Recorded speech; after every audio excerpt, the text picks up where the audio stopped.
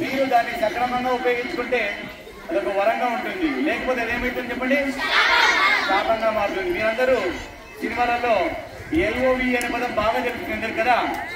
LOV అంటే ఏమని, అదేమని చెప్పండి. ఎల్ అంటే ఏముంది, ఎల్ అంటే ఏమని చెప్పండి. ఓ అంటే ఏమని, వి అంటే ఏమని, ఈ అంటే ఏమని, loss of valuable education.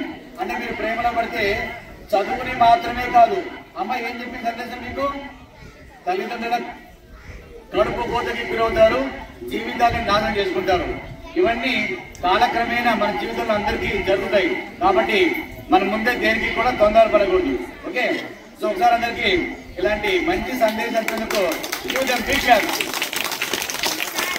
Thank you all.